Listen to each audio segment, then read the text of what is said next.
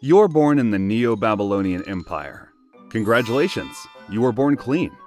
And not just in your body, your lineage, your birth, and your very breath are inspected like livestock for sacrifice. Your father is a priest. Your mother, pure. She wore the medallion of virginity on her wedding night. And you were born beneath incense and prayer. From the time you are able to walk, you are taught not to touch dogs, onions, pork, or the wrong chair. After all, one misstep could cost you the temple. Or worse, make you impure, unfit, replaceable. You learn to bow before speaking. You learn that the gods are always listening, even when they say nothing. Especially when they say nothing. You spend your first years inside the walls of the brilliant house, sweeping floors no one else can walk on, watching your elders recite hymns in Sumerian, a language even they barely understand. You aren't allowed in the presence of the god yet, not until your teeth are perfect, your skin clear, your fingernails clean, and your kidneys intact. Once a week, you get shaven bald as barbers circle you like bees. Bathhouse steam fills your lungs as soap scrapes skin raw. All to keep you bright, because the gods hate blemishes. Bright is pure. Bright is holy. At night, you sleep in the dormitory, rows of future priests lined like offerings. You dream of thunder gods and sun lions. You dream of walking in the papaku, the shut-off place, where only the Holy of Holies went. And sometimes you think you hear the gods moving behind the curtain. Or maybe it's just the head priest meeting his mistress? Years pass, and you're 25 now. You've spent all your life studying astrology, law, animal guts, bird flight, and liver spots. You learned how to purify a room with reeds and how to chew cedar to sweeten your breath. You fasted. You prayed. You stayed silent when commoners mocked your robes on the street. Now the most important day of your life is finally here. The rite of consecration. You are clipped, bathed, exercised, and wrapped in the kubsu, the white wool turban of the Arabiti, the elder priest you call one who walks into the presence of the god. And just like that, your name gets recorded in the clay tablets. Today, your life stops being your own. You belong to the temple now. Tomorrow, forever. Congratulations, you're now a priest of Babylon, servant of the divine, voice of the heavens. The first thing you notice is that the temple never sleeps. By the time you're fully ordained, your life is a cycle of temple watching. You wake before dawn, cleanse your body, recite your verses, and begin your first circuit of duties. You set the god's table. Barley bread, roasted meat, dates, beer. Of course, the holy kind that's prepared in total silence. Not because the god prefers quiet, but because sound pollutes. After all, even joy can taint holiness if it's not blessed. You don't eat the offerings. That's for lower priests. You've graduated from that. You don't look behind the curtain either. Only the high priest, the king, and maybe one trusted elder may enter the papaku. You're not that holy yet. You've never seen the god's statue up close. Only glimpsed the gold edge of his throne through folds of a curtain before being shoved back by a gatekeeper. Still, you feel watched. Every step, every breath, every thought, judged by beings you serve but never meet. The other priests call this a blessing. You call it exhausting. Your peers are dignified men with shaven heads, clean hands, and sharp tongues. Some are devout. Others are liars in white wool. But even the liars know the chance. You whisper prayers over liver slices and bird bones. You watch the stars and tell kings what they mean, or what they want to hear. Once a fellow priest said the truth, that a famine was the god showing displeasure to the king for taking a priestess as his concubine. He was pronounced dead from old age, at just 35. When an eclipse comes, the city trembles. You act like you're not scared even though you are. After all, you were raised to know that when the sun gods turn their faces, someone important is going to die. You fast for days during festivals. You shave again, wash again, chew cedar, burn incense, Memorize the lines of Merodach's hymns and pray you don't mispronounce one syllable. A stutter could mean impiety. Impiety could mean banishment. Or worse, defilement. One time, a junior priest sneezed during a cleansing ritual. He was reassigned to a barley silo. You haven't seen him since. Sometimes when you're alone in the bathhouse, you wonder what life would have been like outside the temple walls. As a scribe, a brewer, a man with a wife and a real name. But names are for free men, and you are a priest. And this temple, the ziggurat, the courtyards, the columns and smoke, isn't just where you work. It's what you are. 10 years pass, and now you're 35. You always believed the gods were the only masters you'd ever serve. Then the king visited the temple. He isn't clean, not like you. He hadn't fasted.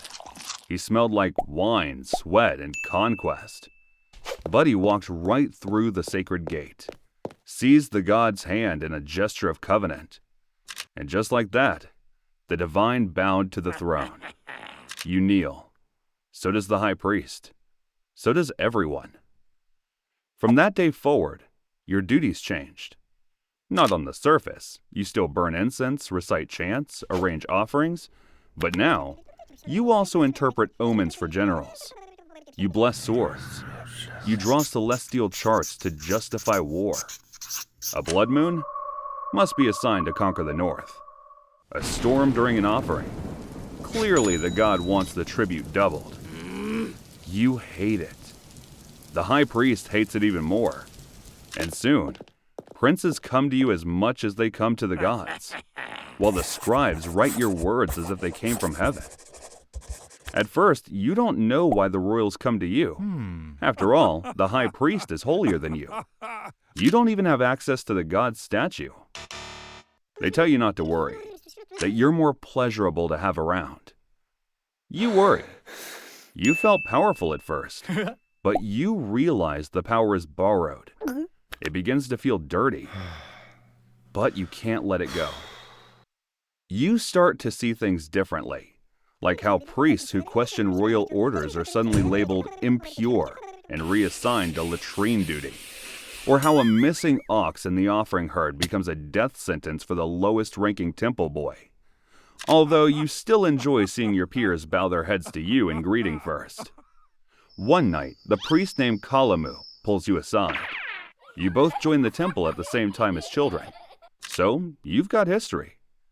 He whispers that the king is planning to replace the high priest with someone more loyal.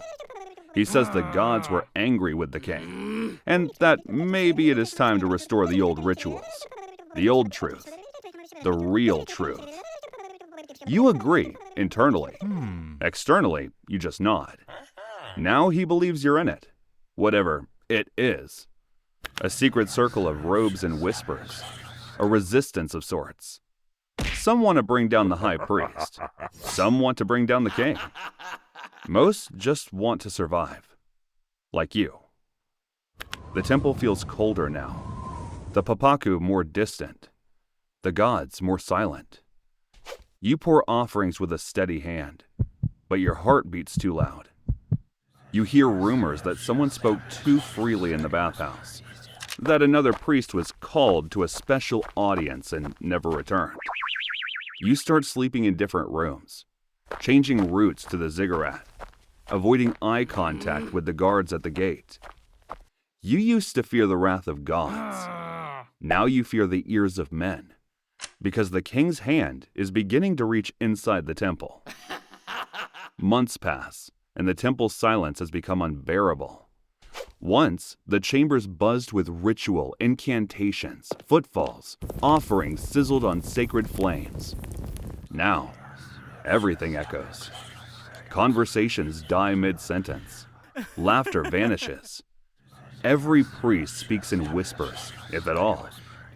You've stopped saying names. Gods, kings, conspirators. Because even air feels like it's listening. And just when you believed things couldn't get worse, then the arrests began. The royal guards arrive without warning. No trumpets, No accusations. They simply call your name and you follow. Kalamu goes first. Then two more from the archives.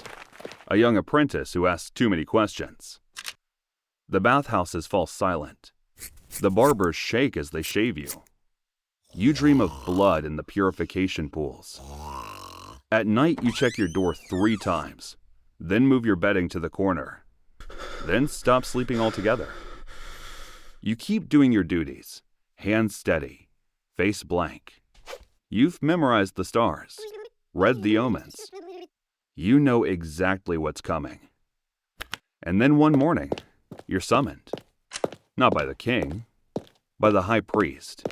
Except, it's not him anymore.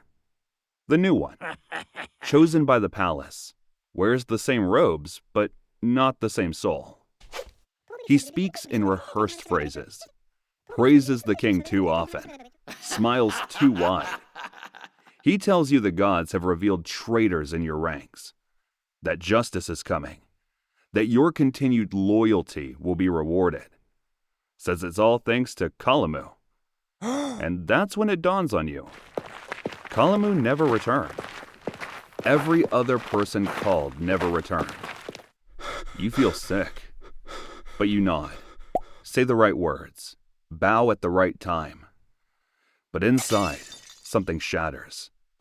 Because you've been praying every night in the dark without fire or voice. You've begged the gods, Enlil, Shamash, Ishtar, to show a sign, to speak, to intervene. But they don't. The stars still move, the sun still rises, the temple routine continues. But there is no divine whisper, no thunderous warning, no fire from heaven. Just silence, just fear. No Kalamu. The temple, once a world of cosmic order and divine presence, now feels like a puppet stage dressed in incense and lies. You begin to wonder, are the gods quiet because they trust you, or because they've left? Either way, you start writing down the prayers they no longer answer, etching rituals into clay, recording chants and laws and sacred histories. Because if they won't protect their house, maybe the stories can. You stop waiting for justice. Now you prepare for survival. 5 years of tension pass. And just when you believe the gods are finally calming the unrest in the kingdom, it happens. A rebellion. You never saw it coming. Not because it was hidden, but because you didn't want to see it.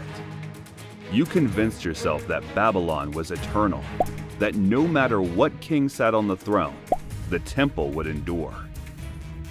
You were wrong. It starts with whispers in the outer court, discontent soldiers, merchants grumbling over taxes, a scribe muttering about Elamite sympathizers. Then came the fires, then the blood.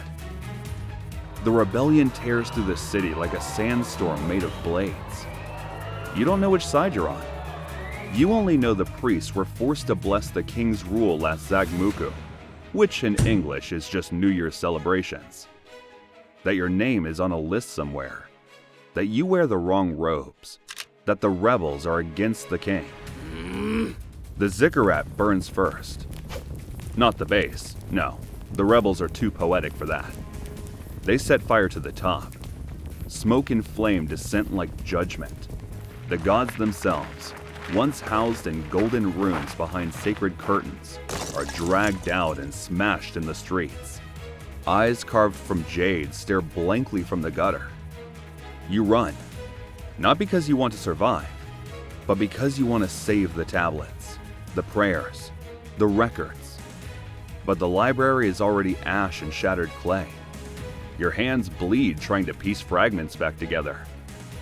You whisper ancient names. Nothing answers. Then comes the soldiers. Not foreign, Babylonian. Faces you've seen during festivals. Faces disgruntled with the king's rule. One recognizes you. He used to sell fish to the temple kitchens. Now he wears armor and has your name on a scroll. You plead your case, saying you were loyal to the gods, not the king. You never took sides, you only served. He spits at your feet. You're dragged to the temple gates, at least what's left of them. You're made to kneel beside others, priests, scribes, singers. They kill the high priest first. No speech, just a sword to the neck. The crowd cheers. You look up at the ziggurat one last time. Its upper tiers are crumbling. Smoke replaces the stars. You wonder if the gods ever lived here at all. You know no one will remember your voice or recite your prayers. After all, the gods are gone now. Or maybe they were never there in the way you believed. Maybe they were just names given to stars, myths built from the fear of death, personified by kings who wanted taxes and control. Or maybe they were real, but stopped listening. You still wonder sometimes. Then the blade touches your shoulder. For a moment, you feel clean.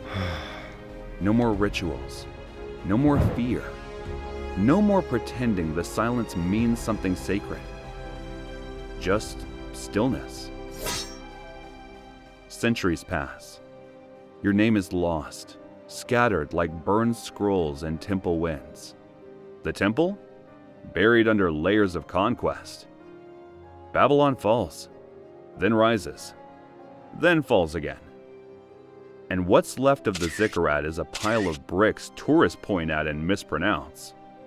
The last thing anyone finds is a clay tablet, blackened by fire, half melted. On it, a prayer of lamentation, etched in a trembling hand. Yours. They translate it poorly. Still, someone reads it aloud in a lecture hall centuries later. O Enlil, return to the gate, the column, the storehouse. Return to the house where your name was sung. No one claps, but a student at the back wipes their eyes and doesn't know why. That is your legacy. Not statues, not power. A cracked whisper that still moves someone who doesn't even know your name. You were a priest, a servant, a sacrifice, a witness to gods that demanded purity, to kings that demanded loyalty, and to a city that burned both. You were erased, but for a flicker, a line, a breath, a memory. You were heard again. And maybe, just maybe, that was enough.